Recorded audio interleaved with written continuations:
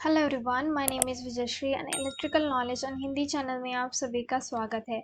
आज का जो ट्यूटोरियल है उसमें हम पढ़ने वाले हैं disadvantages of low power factor.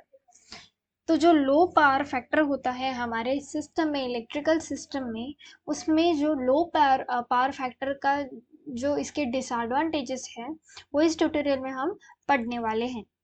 तो सबसे पहले हम देखते हैं power factor. Basically power factor क्या होता है? Power factor, overall power factor is defined as the cosine angle of the cosine of angle between the phase voltage and phase current. अब जो phase voltage and phase current होता है, इन दोनों के बीच का जो कोसाइन एंगल होता है ये शो करता है पावर फैक्टर। उससे पता चलता है पावर फैक्टर, ये होता है power factor. So in AC circuits the power factor is also defined as the ratio of the real power flowing to the load to the apparent power in this circuit.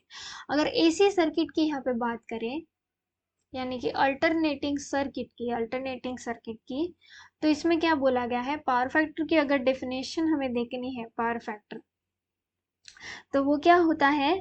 वो होता है ratio किसका? Real power का। Real power किसके साथ? Apparent power के साथ। Real power upon apparent power. तो ये हो गया पावर फैक्टर। अब पावर फैक्टर को एज अ cos फाई भी हम डिनोट करते हैं। So hence the power factor can be defined as watts to volt amperes.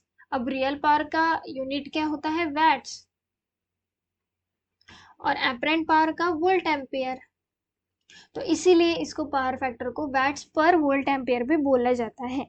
So it is also defined as the ratio of resistance to the impedance of the circuit. इसके साथ साथ इसकी एक और डेफिनेशन बताई गई है जो कि है ratio of resistance to the impedance of the circuit. Impedance को डिनोट किया जाता है Z से।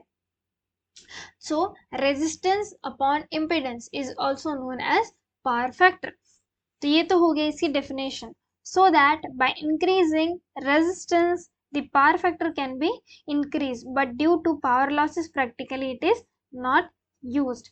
क्योंकि जो पावर लॉसेस होते हैं इसकी वजह से ये जो टर्म है ये यूज नहीं की जाती, लेकिन इसी वजह से क्या होता है, अगर रेजिस्टेंस हमारा बढ़ गया तो साथ साथ पावर फैक्टर भी बढ़ जाता है। लेकिन रेजिस्टेंस अगर बढ़ गया तो क्योंकि लॉसेस भी बढ़ जाते हैं, इसीलिए हम ये प्रेफर नहीं करते। So typically capacitor is used for power factor improvement purposes. अब क्योंकि ये जो पावर फैक्टर अगर किसी रीजन से सपोज लो हो गया, तो पावर फैक्टर को इम्प्रूव करने के लिए कैपेसिटर बैंक्स का यूज किया जाता है for the power factor improvement purpose. अब ये तो हो गया पावर फैक्टर के बारे में। अब इसके हमें कुछ कॉजेस होते हैं जो कि पढ़ने हैं। Causes to the low power factor. इसके कॉजेस क्या है? डिसएडवांटेजेस तो हम देख लेंगे, लेकिन पहले हमें इसके कॉजेस पता करने होंगे कि क्या रीजन है जिससे ये जो है लो पावर फैक्टर हमारे सिस्टम में आता है। So most of the AC motors are of induction type. बहुत सारी जो एसी मोटर्स होती है वो कौन सी होती है? इंडक्शन टाइप एसी मोटर जो होती है, एसी मोटर्स जो होती है वो इंडक्शन टाइप होती है। सो single phase and three phase induction motor इसमें लगी हुई होती है, single phase and three phase. So which have a low lagging power factor. अब क्योंकि इंडक्शन मोटर है तो इसका जो पावर फैक्टर होता है वो लो होता है, यानी कि लैगिंग पावर फैक्टर इसका होता है। So this Motors work at a power factor that is extremely small on light load। अगर इसका लाइट लोड भी हो गया, अगर ये लाइट लोड पे भी रन कर रही है, तब भी इसका पावर फैक्टर लैगिंग में होगा, और उसकी वैल्यूज क्या होंगी? 0.2 to 0.3। और इसको अगर राइज किया जाए, यानी कि इसको अगर राइज किया जाए, इसको बढ़ाया जाए, तो ज्यादा से ज्यादा 0.8 to 0.9 at full load. Okay, अगर लाइट लोड की बात करें तो ये होगी इसकी वैल्यू, अगर फुल लोड की बात करें तो ये होगी 0.8 to 0.9। So arc lamps, electric discharge lamps and industrial heating furnaces operate at a low lagging power factor. अब ये जो आर्क लैंप्स वगैरह होते हैं, डिस्चार्ज इलेक्ट्रिक डिस्चार्ज लैंप्स वगैरह होते हैं, ये लो लैगिंग पावर फैक्टर पे चलाए जा सकते हैं, ये ऑपरेट होते हैं। So the load on the power system is varying, क्योंकि इंडक्शन मोटर का जो पावर फैक्टर होता है वो लैगिंग होता है, आर्क लैंप्स वगैरह का जो होता है वो कम पावर फैक्टर पे भी वो चल जाते हैं। और जो पावर सिस्टम होती है हमारी उस पे जो लोड होता है वो लोड क्या होता है, वेरिंग कंडीशन में होता है। पावर फैक्टर सॉरी जो लोड होता है हमारे सप्लाई सिस्टम में, वो लोड क्या होता है, वेरिंग सिचुएशन में होता है, वो लोड वेरी होता रहता है। सो जो मॉर्निंग टाइम होता है उसके टाइम उस पर जो लोड लगा हुआ होता है वो हाई होता है, इवनिंग में थोड़ा सा लो होता है, फिर इवनिंग में और ज़्यादा हाई हो जाता है, और लो एट अदर टाइम्स। फिर कुछ इस तरीके से उसकी जो लोड की वैल्यूज है वो वैरी होती रहती है। So during a low load period the supply voltage increase, क्या बोला गया है, सो जो लो लोड पीरियड होता है उस पे क्या होता है, जो सप्लाई वोल्टेज होता है वो इंक्रीज हो जाता है। लो लोड पीरियड में सप्लाई वोल्टेज इंक्रीज हो जाता है, जिससे क्या होता है, मैग्नेटाइजेशन करंट जो होता है वो भी इंक्रीज हो जाता है।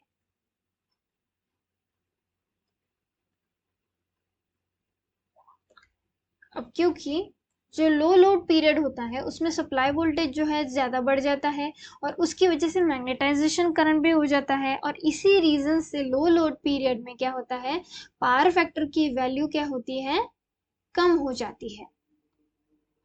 इसी रीजन से, क्योंकि सप्लाई वोल्टेज इंक्रीज हो जाता है, मैग्नेटाइजेशन करंट इंक्रीज हो जाता है, और फिर पावर फैक्टर हमारा लो हो जाता है।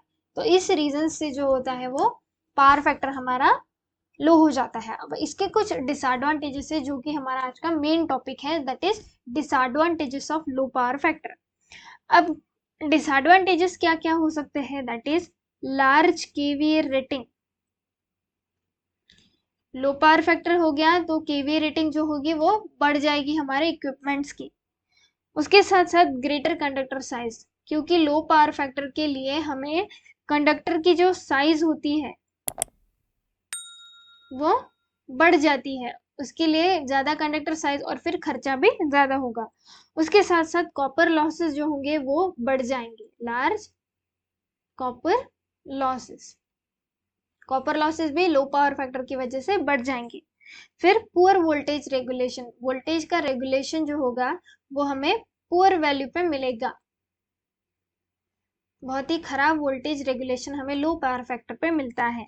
Then reduce handling capacity of this system, reduces handling capacity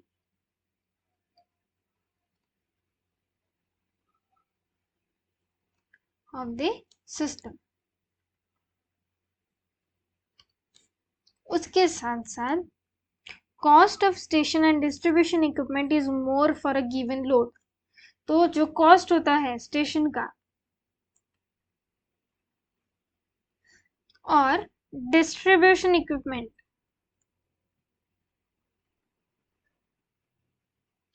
ये जो होती है ये बढ़ जाती है, ये बहुत ही ज्यादा हो जाती है for a given load. So these are some of the disadvantages, ये है कुछ डिसएडवांटेजेस जो कि है हमारा आज का main topic, disadvantages of low power factor. तो क्या होता है, ये इस तरीके से कुछ डिसएडवांटेजेस हमें देखने को मिलते हैं, इसलिए हमारा पावर फैक्टर जो होता है वो हाई होना चाहिए। अब ये जो लो पावर फैक्टर है ये अवॉइड किया जा सकता है। So there are some types, so there are some methods which are given to improve the power factor. So using synchronous motors instead of induction motors, क्योंकि इंडक्शन मोटर का जो power factor होता है ये काफी लो होता है, तो इसकी जगह पे हमें क्या करना है, सिंक्रोनस मोटर का यूज करना है। ओके उसके साथ साथ using high speed induction motors to low speed machines. तो जो लो स्पीड मशीन्स होती है उसके लिए हमें हाई स्पीड इंडक्शन मोटर का यूज करना चाहिए। कौन सी? High speed induction motor. उससे क्या होता है, हमें हाई वैल्यू पे पावर फैक्टर मिलेगा। Not operating induction motors at less than rated output.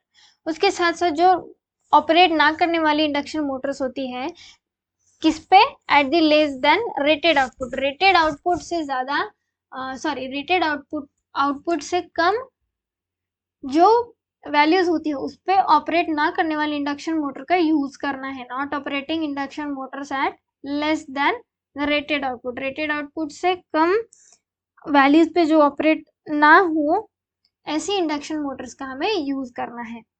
उसके साथ साथ कुछ ऐसी मेथड्स यहाँ पे बताई गई है जो कि है one of the best method to improve the power factor. उसमें से है static capacitors, synchronous condenser, phase advancer, use of high power factor equipment and high inductive element in series with the load is not used for the power factor improvement। यहाँ पे एक note भी बताया गया है, क्या बताया गया है कि हाई इंडक्टिव एलिमेंट जो होता है, हाई इंडक्टिव एलिमेंट वो सीरीज में नहीं लगाया जाता। हाई इंडक्टिव एलिमेंट सीरीज में नहीं लगाया जाता है विथ लोड। तो ये यहाँ पे एक शॉर्ट नोट बताया गया है। तो ये था हमारा आज का ट्यूटोरियल। आई होप आपको ये वीडियो पसंद आया होगा। अगर वीडियो पसंद आए तो प्लीज़ वीडियो को लाइक कर दीजिए, चैनल को सब्सक्राइब कर दीजिए और बेल नोटिफिकेशन को प्रेस करना ना भूलें ताकि इस तरीके के वीडियोस की रेगुलर नोटिफिकेशन आपको मिलती रहे। तो मिलते हैं हम नेक्स्ट ट्यूटोरियल में।